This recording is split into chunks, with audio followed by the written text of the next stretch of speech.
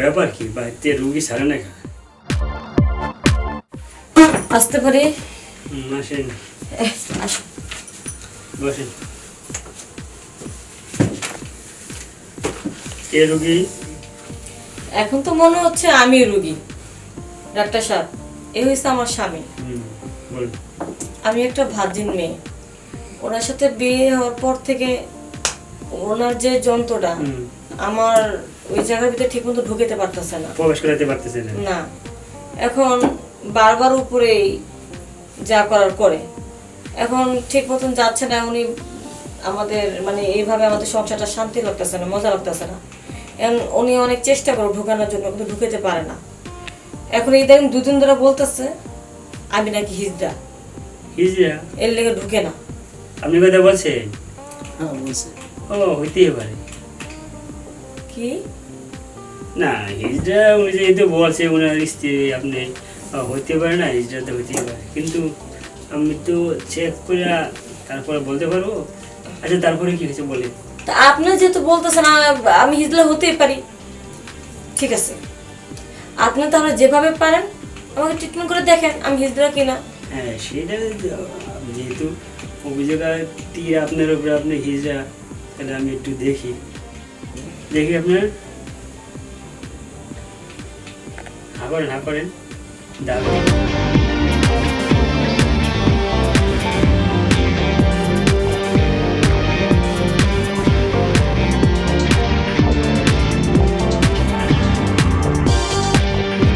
আপনি তো মেয়ে মানুষ, কিন্তু আপনাকে তো হিজড়া আমার কাছে মনে হচ্ছে না। আপনি হিজড়া কেন? হিজড়া বললো, আপনি কিভাবে বুঝলেন যে হিজড়া?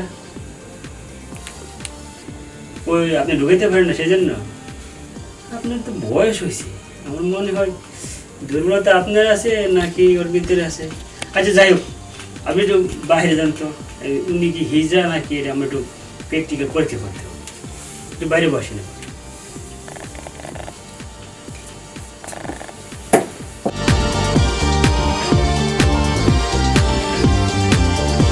আপনার তো সব কিছু মেয়ের মতোই লাগতেছে, চোখ, নাক, তারপরে এই জিনিসটি। এখন আমি তো মেয়ে মানুষ, আমি তো জানতেছি, আপনিও বিশ্বাস করতেছে না হিজলা হইতেও পারি, না, আপনি আমার স্বামীও বিশ্বাস করতেছে না আমি নাকি হিজলা। তো এখন আমি কোথায় যাব আমি তো বুঝতে পারতেছি না। পরীক্ষা করলে আর বুঝতে তাছাড়া পারবো উপরের দিক ঠিক আছে, আমার স্বামীও আমারটা ভিতরে ঠিক মতন ঢুকাইতে পারতেছে না।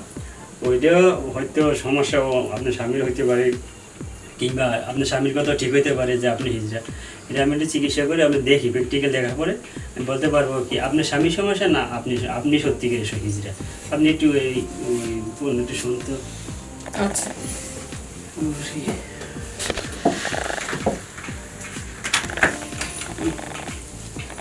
আশ্চর্য, কি রোগী পাইলাম না।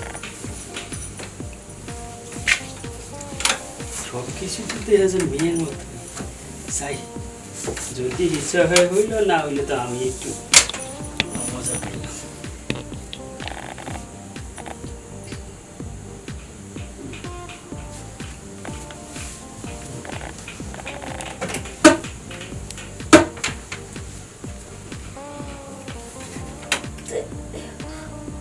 ওঠে।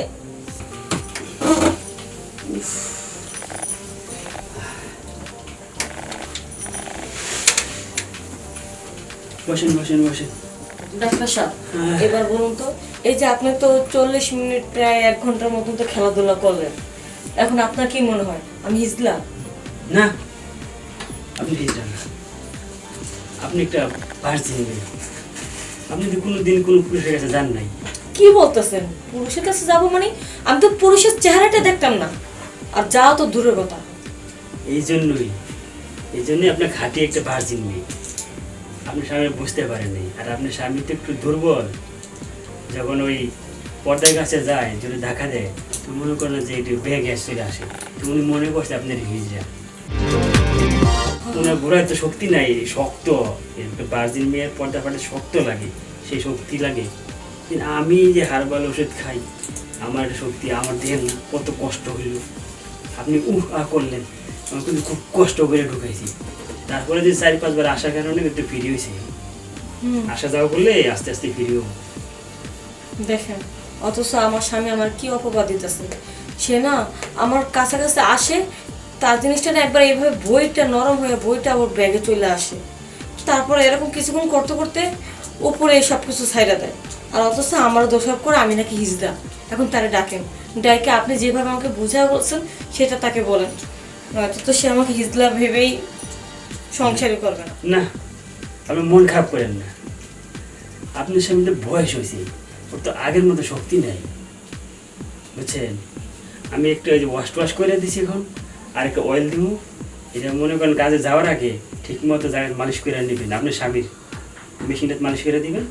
তারপর দেখবেন যে ফিরে আইতেছে আর যাইতেছে, এত কষ্ট হবো না, কারণ আপনার স্বামী বুঝতে পারবো আসলে জিনিসটা কি আছে। ওই এই শোনো, ভিতর আসো তো একটু, বসো, ডাক্তার কি বলে শোনো। শুনেন, আপনার স্ত্রী একদম মহিলা মানুষ, একটু মেয়ে মানুষ, খাঁটি মেয়ে মানুষ, বুঝছেন? আপনার একটু দুর্বলতা আছে, বুঝছেন? আপনি একটু শক্ত করে, একটু শক্ত হবেন, একটু শক্তি দিবেন, কারণ ও তো ভার্জিন মেয়ে। আপনি যেভাবে দিচ্ছেন এভাবে যাবে না, একটু জোর করে দিবেন, একটু খেয়াল রাখবেন। আর আমি একটু অয়েল দিচ্ছি, অয়েলটা মালিশ করে নেবেন। মালিশ করে নিলে যখন আপনি দিবেন তখন দেখবেন যে যাইতেছে, যদি যাইতে না আসে একটু জোর করে দিবেন, ঠিক মতো যাবো। আর যখন যাইবে তাহলে একবারে বার করে আবার দিবেন না, ভিতর থেকে কম কম করে বার করবেন আর ভিতরে রাখবেন, ঠিক আছে? ঠিক আছে, তারপর বেরিয়ে গেলে পরে বার করে দিন, বার করে দিন। এই আপনি ওইটা দিচ্ছি, ঠিক আছে?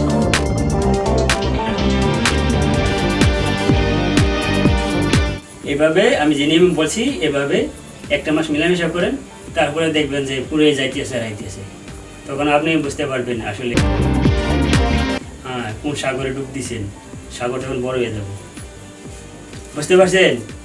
এই কটা দিন তুমি আমার হিজলা বলে অনেক অপমান করছো, এখন তো তোমার বিশ্বাস হলো? হুট হাট কোনো সিদ্ধান্ত নেবেন না, বয়স হয়েছে, একটু মাথায় ঠান্ডা করে কথা বলবেন। আর বউ হিজড়া নাকি এইসব কথা আগে গ্রামে জানেন না, এই যে অমুক জায়গায় বিয়ে করতেছি, এই হিজড়া মেয়ে বিয়ে করতেছি নাকি মেয়ে বিয়ে করতেছি, হিজড়া এলাকার লোকে জানে না যে এই লোকটা হিজড়া বিয়ে করতেছে। বাকি কথা বললাম না, আপনি ওই ওষুধ নিয়ে যান, ওষুধ নিয়ে ব্যবহার করেন। আপনি কিছু আসলে জিনিসটা কি যে কথা আছে, কুত্তার মুখে ঘি সহ্য হয় না, এরকম একটা ইয়ে আছে না আমাদের। সে তো ভালো জিনিস পাইছে, তো সে এটার খারাপ বানানোর চেষ্টা করলো। মূল্য পায় না, মূল্য পায় না। ভালো জিনিস, ভালো মেয়ে পাইছেন, আপনার কপাল ভালো, ভার্জিন এটা মেয়ে পাইছেন, বুঝছেন? যত্ন করে রাখবেন আর সব সময় এই তেল ইউজ করবেন, প্রায় 1 মাস করেন, বললাম তো। আচ্ছা তারা আসে। হ্যাঁ ঠিক আছে, পেমেন্টটা দিয়ে যাই।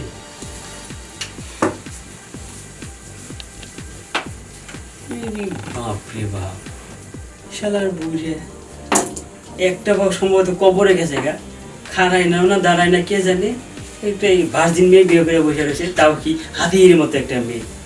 ওই মেয়ের কাছে যায় ফেরত আহে না কি করে, কয়টা হিজড়া, এই বয়সে বিয়ে করা লাগবে কথা আবার। আমি আবার এদের ভিজিটি দিয়ে শেষ, কি কাম করছে যাক, আমার ওটা আরাম হয়েছে। এরকম মেয়ে ফেলে তো ডাক্তারি করার চেয়ে ওসব কাম করে বাবা। একটু ওয়াশ করে